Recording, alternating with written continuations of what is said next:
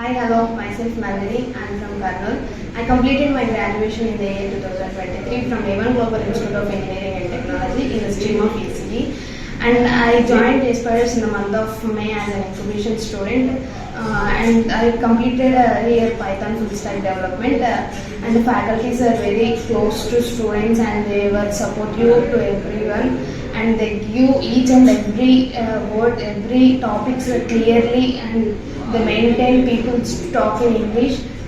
And I special thanks to Deepak sir who added for requirement, and Salman sir who taught me Python and technologies. I got placed in a company called WYZMinds Solutions, and there were 3 rounds. One is a technical round, and another one is aptitude and HR round.